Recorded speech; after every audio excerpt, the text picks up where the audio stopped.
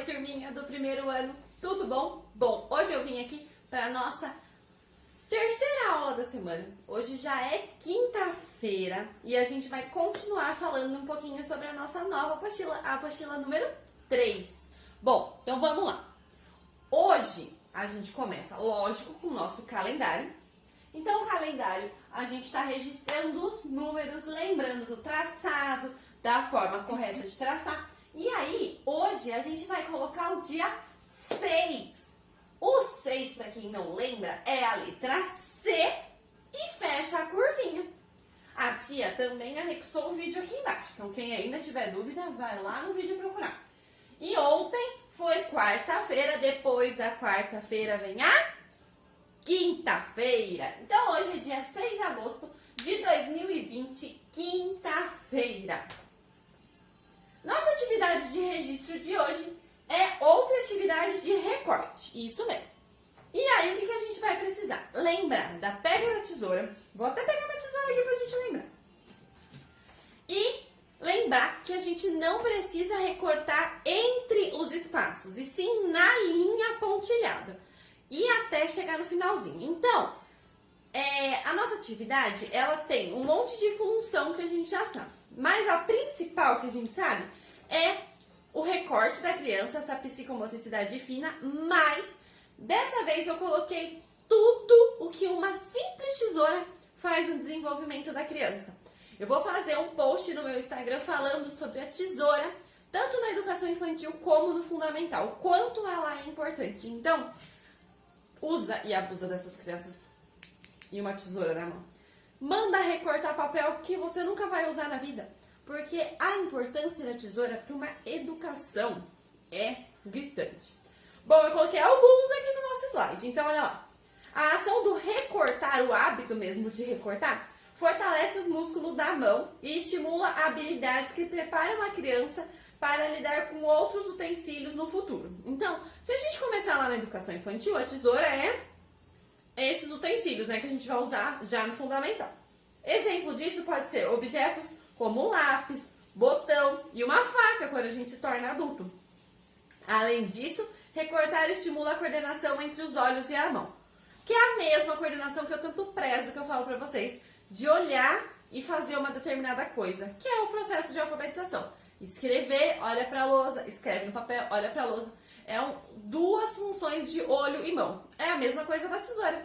Você vai olhar o processo que você tem que fazer, seguir um movimento com o seu braço, com uma força específica, fazendo um movimento específico para que essa criança consiga. Tem criança que a pega é fraquinha, então a tesoura cai. Então é todo um passo a passo, todo um processo. Então, por isso que a tesoura é tão importante, pessoal.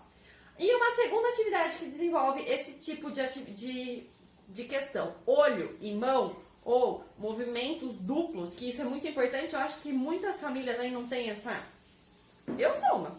Que se mandar eu bater palma, bater pé, ou fazer bolinha com uma mão e chacoalhar a outra, não sou a pessoa que consegue. Então, tudo que desenvolve essas duas funções é muito importante. E um exemplo maravilhoso de olhar para o papel e copiar da lousa é o pular corda. Melhor exemplo de vida. Você bate a corda, a criança precisa entender quando ela tem que pular, então ela olha para a corda e pula. Olha para a corda e pula. É o mesmo processo. Ela olha para a lousa e copia. Olha para a lousa e copia. Tem criança que não consegue, que olha para o papel, vai copiar da lousa e se perde. Então, é uma coisa muito importante. Como eles não estão usando a lousa, então pula em corda, faz atividade com tesoura, estimula esse duplo movimento de corpo. Então vamos lembrar da pega na tesoura.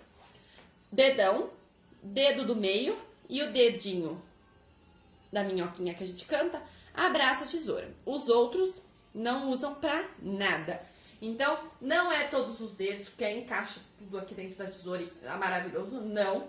É uma pega certa para estimular esse movimento mesmo, essa força. Porque se a gente coloca todos os dedos, realmente a gente fica com uma força bem mais intensa. Mas a tesoura em si não é uma força, e sim um gesto. Então a gente precisa manusear ela de forma correta. Então, dedão, dedo do meio e o dedinho da minhoca abraça. A tesoura não escapa da mão, então não tem risco. E eu sempre falo, vai usar tesoura, fica perto, porque na escola a gente tinha um combinado. Quem brincasse com a tesoura fora recortar, ia perder a tesoura. Porque eles são crianças, eles querem cortar roupa, cabelo, cutucar a toalha, coisas em casa. Então sempre que for usar a tesoura, fique perto observando. Eles já são grandes, eu falo isso pra eles, mas eles adoram aprontar com essas tesourinhas. O estojo sempre tinha uns buraquinhos. Tesoura. Dia a dia. Vamos lá para nossa apostila de ciências. Bom, ela começou na página, a gordinha, né, primeiro. Nessa página aqui, que começa com o número 3, e é o dia a dia. O que você vai fazer hoje, quando chegar em casa? E amanhã? Como vai ser seu dia? Você já pensou no que vai fazer nas férias? Nesse capítulo, você vai conhecer algumas medidas de tempo. Mãos à obra, porque o tempo não para. Vamos virar? Observe as imagens a seguir. Elas retratam uma parte do dia da Lúcia. É a página 4 que a gente vai registrar, tá bom? E aí, eu trouxe um livro para introduzir esse tema. Que a gente vai falar de tamanho, a gente vai falar de tempo, a gente vai falar de noção de espaço. Então, tudo isso vai funcionar aqui em torno da aula de ciências. Então, a gente vai ouvir uma história agora. Já volto. Voltei. Vamos cantar a música da história? Conta uma história pra mim. Conta uma história pra mim. Uma história que tenha começo, meio e fim. Então, a história de hoje se chama O Tamanho da Gente. Quem escreveu essa história foi o Murilo Cisalpino e quem ilustrou foi o Manuel Veiga. É da editora Autêntica e é uma edição do Jabuti.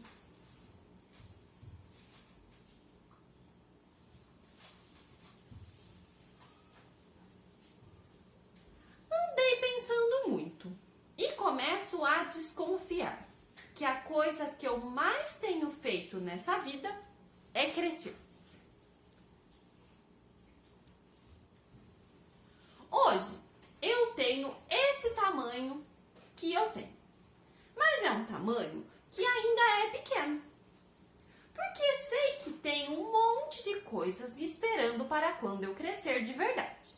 São coisas que a gente só pode fazer quando for grande. Por exemplo, quando a gente pergunta assim, pai, eu posso sei lá o quê? E a resposta é, só quando você crescer, rapazinho.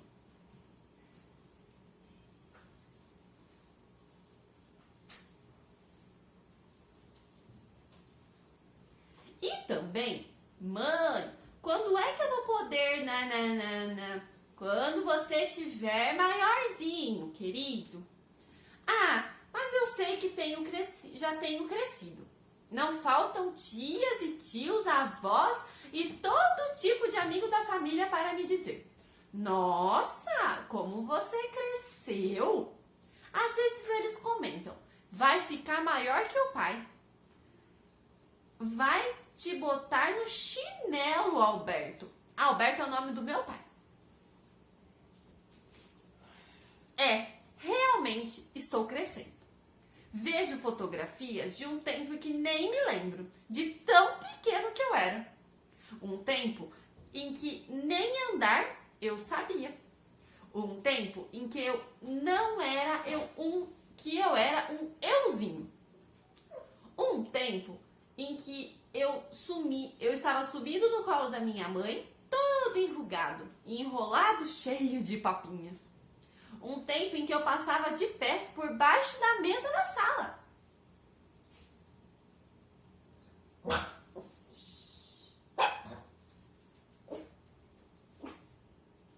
Vejo fotografias de um tempo em que eu nem apareço na foto, mas dizem que sou eu.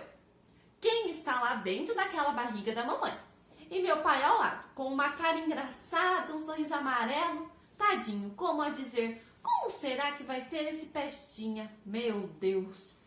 Meu pai parece sonhar. Será que vai ter os olhos puxados como os da mamãe? Será que vai ter a minha cara lavada? Será que vai ser goleiro, artilheiro, engenheiro, barbeiro, festeiro, bombeiro? cheio de dinheiro. Serei para ele um bom companheiro. Olha lá na barriga.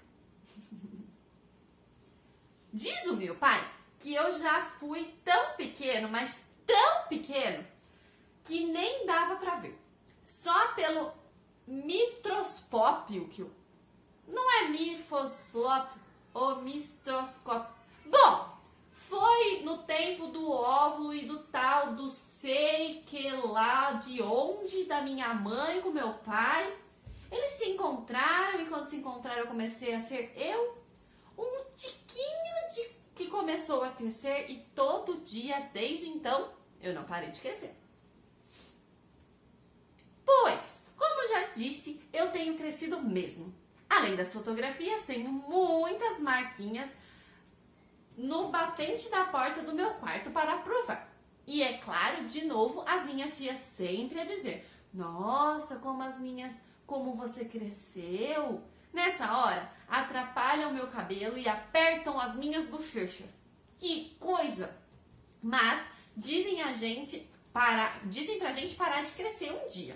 Dizem que um dia a gente chega num tamanho e que aquele tamanho é o tamanho da vida toda. E pronto, acabou-se. Não cresce mais.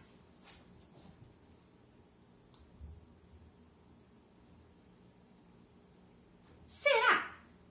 Pode até ser. Só tem uma coisinha, eu acho que a gente pode até parar de crescer por fora, mas a gente continua crescendo por dentro. Para dizer a verdade, eu acho que por dentro é onde a gente mais cresce.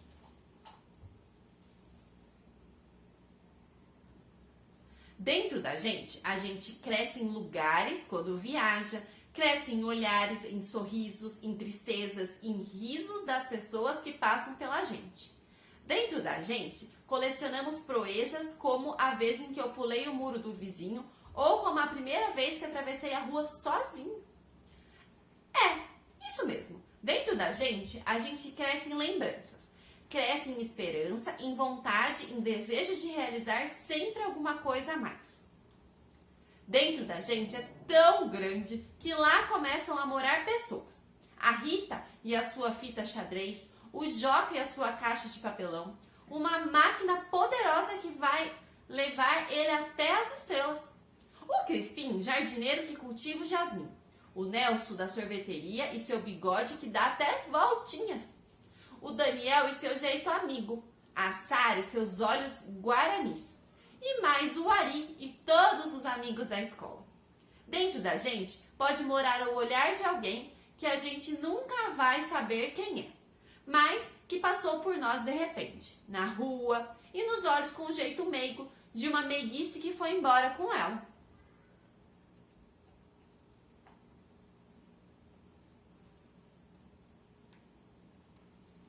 Dentro da gente pode morar uma voz de mulher cantando uma música desconhecida numa manhã chuvosa de domingo.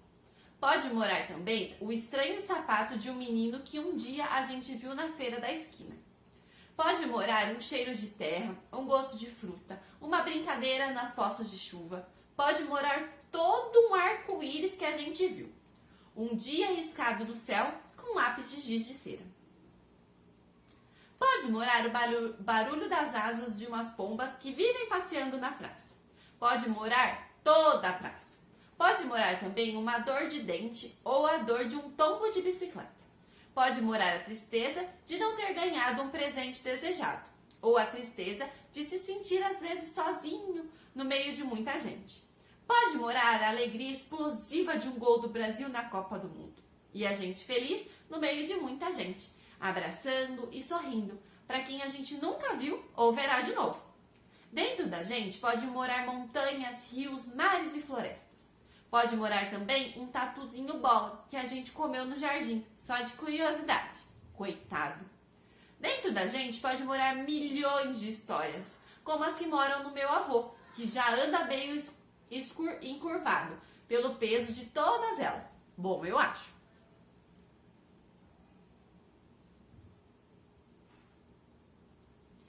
Pois o que eu queria dizer, enfim, é que eu tenho crescido. É verdade. Mas talvez não tenha de parar de crescer quando o meu tamanho chegar. Porque não há tamanho maior que o tamanho da gente. O tamanho que a gente quer ter lá dentro. Enfim, quem gostou da história, bate palma. Bom, voltando lá para os nossos slides da nossa aula de hoje, a gente ouviu a história e a gente vai ver na apostila de ciências o que a gente faz na nossa rotina, certo? Então vamos começar para a gente ver o que a gente vai fazer. No nosso dia tem várias coisas, certo? E aí a gente vai olhar o que está faltando na rotina da Lúcia. Essa é a Lúcia. Então olha lá, ela fez um monte de coisa, mas está faltando uma coisa. Você vai observar e vai desenhar o que está faltando. E aí tem algumas questões aqui na página 4 que não dá para responder na apostila. Então você vai lá no seu caderno de ciências, coloca diga aí o dia de hoje e respondam as perguntas. Então, olha lá. A que horas a Lúcia acorda? Tem a imagem, dá para perceber. Do que ela se alimenta? Também dá para olhar pela imagem. O que você acha que a Lúcia vai fazer depois de escovar os dentes? Então, terminou aqui. O que você vai completar aqui? Desenhe a sua representação. 4. Que parte do dia de Lúcia as imagens mostram? De manhã, de tarde ou à noite? Aí você vai fazer um xizinho. Seu dia começa como? O de Lúcia ou existe algo diferente que você faz? E aí, tem uma atividade que a tia colocou de sugestão para as famílias. A gente vai começar a aprender as horas. Só que para a turminha dessa faixa etária é muito difícil. E aí tem uma sugestão de relógio. Então, vocês vão pedir para a mamãe e para o papai cortar uma tira compridinha de mais ou menos 24 centímetros. E aí você vai marcar cada centímetro um número. 1, 2, 3, 4, até chegar no 24. E aí você vai amarrar no seu bracinho como se fosse um relógio. Cada pontinho desse relógio é uma hora. Então, 1, 2, 3, 4. E você vai ver o total de horas que tem no seu dia. Cada hora que você fizer uma coisa diferente, você vai marcar no seu reloginho de papel.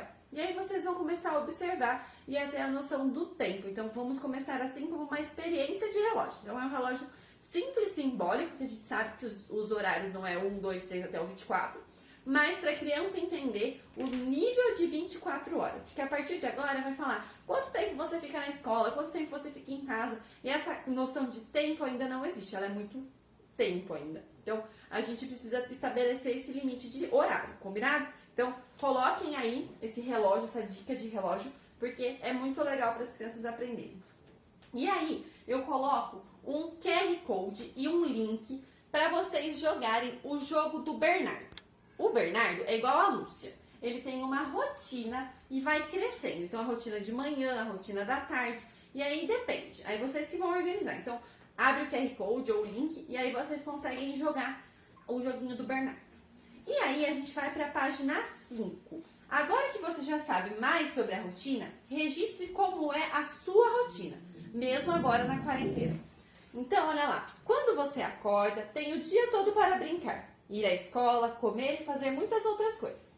À noite você dorme e ao acordar tem um novo dia pela frente. Essas são algumas de suas atividades diárias que fazem parte da sua rotina. Então, olha lá, de manhã. Começo quando o sol surge e termina ao meio-dia. Então, aqui é o período da manhã. O que você faz? Eu acordo, escovo o dente, tomo café e brinco, por exemplo. À tarde, começa ao meio-dia e dura até o pôr do sol sair, o solzinho ir embora. Então, o que você faz nesse período da tarde? E à noite? Começa quando o sol vai embora e a lua vem até o outro dia que você vai dormir. Você já pensou em tudo que você faz de manhã? À tarde? À noite? Desenhe nos quadros uma atividade que você realiza em cada um dos períodos do dia. Então, olha lá, o verde é de manhã, o roxo é à tarde e o vermelho é à noite. Então, vocês vão registrar através do desenho, combinado? Mesmo que agora a gente está em casa. E a nossa última página da apostila gordinha é a página 6. Agora, retorne de forma correta. Você vai recortar, você já entendeu a rotina, já sabe certinho. Você vai recortar todos esses quadradinhos. Hoje a gente já viu como que pega na tesoura, então já sabe recortar. Vou dar uma dica para as crianças. Corta primeiro em linha reta, toda a volta, e depois você só divide as imagens no meio, tá bom? Fica muito mais fácil. E aí, depois que você montar, vocês estão vendo que o quadradico é desse tamanho? Então põe um pinguinho de cola já é suficiente. E aí você vai montar, não está dividido em quadradinhos, está em coluna. Então em cada coluna vai caber mais figurinhas, por isso que elas são tão pequenininhas. Então aqui cabe umas 3, aqui também. Então vocês organizam essa rotina aqui na nossa página, tá bom? Depois, acrescente algo que você faz que não está nesse desenho da rotina e desenhe aqui conforme a orientação. Então vocês vão colar e em um desses espacinhos você vai desenhar o que você faz, que você não tem aqui, que você faz na sua casa, e aí você desenha nesse espaço. O exercício C e D não precisa realizar, combinado? Então, só faz até a tabela e acrescenta o desenho do que você faz na sua rotina. E para finalizar, a apostila fininha, a gente também vai fazer só 2 páginas. Agora a gente já sabe muito sobre a rotina, a gente já sabe da rotina dentro e fora da escola, e você vai registrar aqui. Então, olha lá. Nas últimas férias, Martina e sua família fizeram uma viagem de carro. Eles saíram quando o sol estava surgindo. Lembra que o sol nasce cedinho, tem o leste, tem o oeste, tem o movimento do sol. O sol estava surgindo e chegaram ao destino quando já estava escuro. Então, olha lá, o início, o meio e o fim da viagem. A viagem da família de Martina foi dividida em 3 etapas. O início, quando saíram de casa. O meio, quando estavam na metade do caminho. E o fim, quando tinham chegado ao seu destino. Complete as palavras com as letras que estão faltando e descubra o período do dia em que cada etapa de viagem aconteceu. Então, o início, como que chama quando começa o dia? O meio, como que chama quando está no meio do dia? E o fim, como se chama? Então, está faltando letrinha nas 3 palavras da página 53. E na página 54, complete as frases dos períodos do dia usando as palavras do quadro. Surge, pôr do sol e meio-dia. Então, a manhã se inicia quando o sol, no céu e termina ao, a tarde inicia ao, termina como o, a noite inicia como e termina quando o sol, no céu. Então, você vai completar com essas palavrinhas que estão aqui em cima. E a letra C, em cada período do dia, geralmente fazemos uma refeição. Use a numeração correspondente para indicar a refeição realizada pela família de Martina em cada etapa. Então, olha lá. 1 foi o início. Ela janta, almoça ou toma café? No meio, ela janta, almoça ou toma café? E no fim, ela janta, almoça ou toma café? E aí você vai numerar a rotina da Martina de alimentação. E por último, observe as fotos e encontre características que indicam o período em que se foram feitas, de dia ou de noite. E depois escreva o nome do período do espaço. Então, essa daqui foi feita de dia, essa daqui foi feita de dia, qual que é de dia, qual que é de noite. Tá bom? Enfim, espero que vocês tenham terminado as 2 apostilas e até a próxima aula. Uma beijoca de pipoca. Tchau, turminha!